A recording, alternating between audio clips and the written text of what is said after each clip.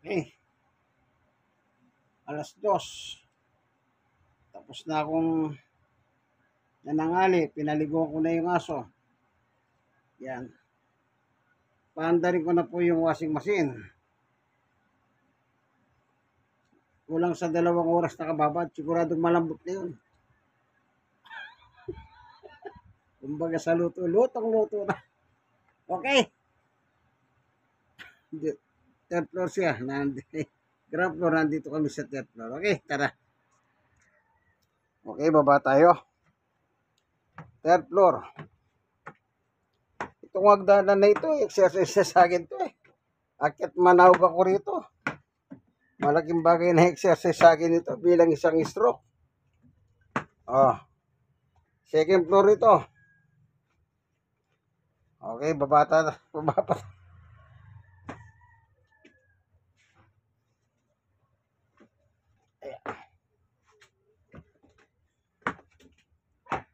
Papunta na tayong ground floor.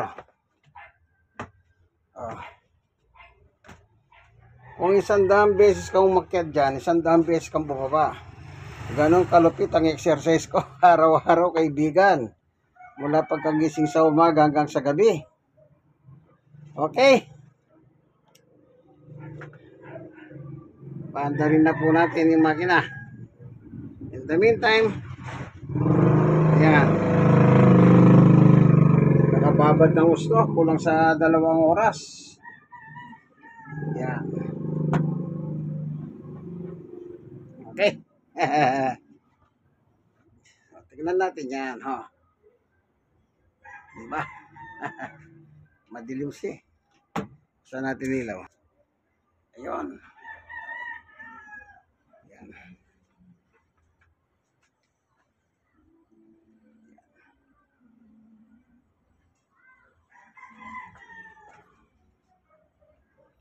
Sige.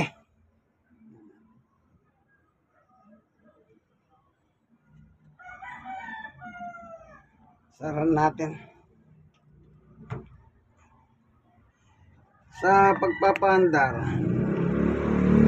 ang ginagawa ko po ay nananalangin ako sa Diyos. Ngayon ang tanong, bakit ako nananalangin sa Diyos? Simple lang. Diyos ang higit na nakakahalam na lahat ng bagay. Kaya sa Kanya ko pinagkakatiwala itong aking paglalaba.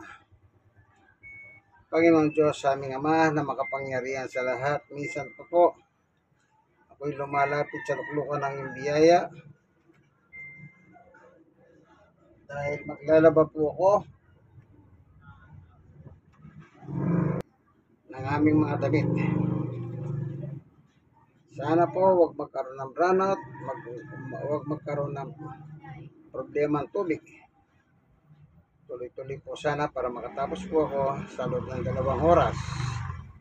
Salamat po sa ngalan ni Jesus. Amen. Okay? Ayan na, nakapindot na. Start.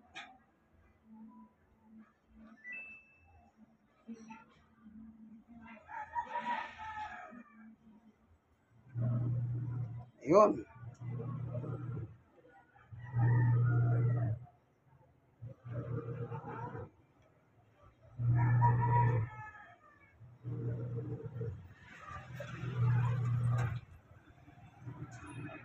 Yan ano. Kapag umiikot po siyang ganyan, huwag niyo na pong bubuksan ito. Kasi pag umiikot siya, binuksan niyo po yung takip, magbabalik kayo sa simula.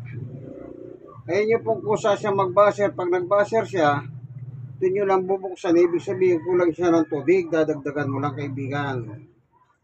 No? Yan. Nakasariling program na po yan. Ayan, no? Tignan natin kung ito siya.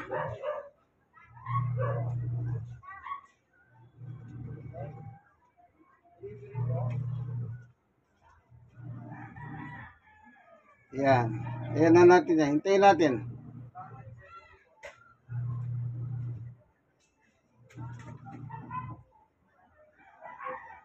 Ayan.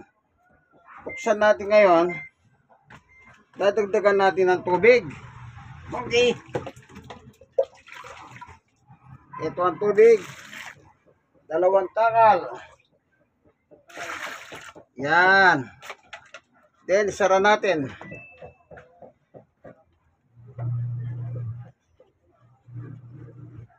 Yan.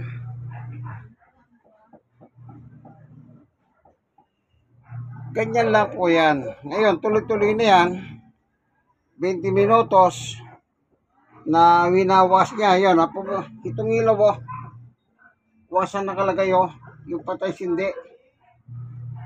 Yan, 20 minutos. Yan. So, iwanan na muna natin, ano. Matagal pa naman yan, 20 minutos eh. Balik ulit tayo sa third floor. Wala kasi tayong gagawin dito sa baba. Kaya akit tayo. Kaya yung magdanan dito, kung ilang beses mo siyang ginamit, pababa, paakyat, ganun din. Kung bumaba ka ng 100 beses, aakyat ka 100 times din. Kaya exercise yan. Exercise talaga. Okay. Yan. Nakita nyo naman po, ano? Pinandar na natin yung makina. Yung makina, may sariling program yan. Huwag nyo pakialaman yung program yan. Magluloko yan. Hindi kayo magkasundo. Kasi nagawa ko na lahat eh. Kumbaga tuturuan ka niya. Good teacher siya.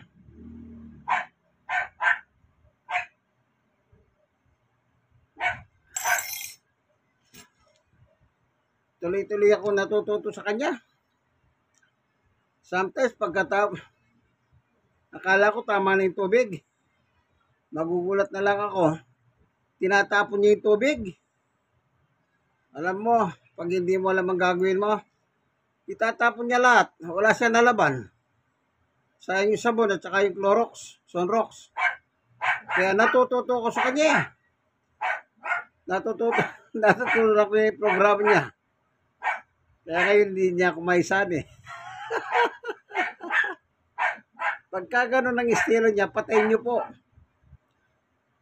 Stop. Kung dito niyo yung stop, ituring tuloy eh. Then ang gagawin ko, pagpaandarin ko, yung drain niya, maglalagay ko ng timba. Pupunta lang sa timba.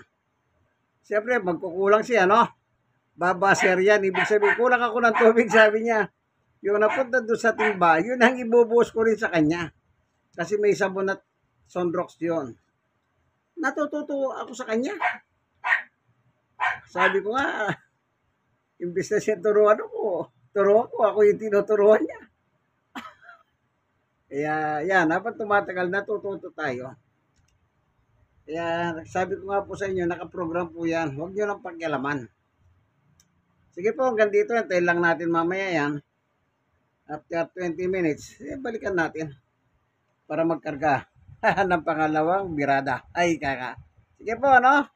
Thank you for watching. Ito po inyong kaibigan, yes, Brother Manny Bautista. God bless us all po. Bye-bye. Senior citizen, 64, stroke nose, 6 na taon at person with disability, 6 na taon. Pero sa awat biyaya at Panginoon Diyos, okay naman. Nakita nyo, akit manaw ka, third floor yun. Pag bumaba ka dyan ng 100 times kung babalik dyan. Yan ang exercise ko po araw-araw sa aking mga paa. Amen? Amen. God is good all the time. Sabi ng doktor sa akin, huwag ka nang titira sa mataas. Nung nandun po ako sa orthopedic kasi todo eh. Pero biyaya ng Diyos. Ayan o. Hindi nagbago. Kayang-kaya. Siyempre, meron kang Diyos na tumutulong. Amen? Amen. In Christ alone.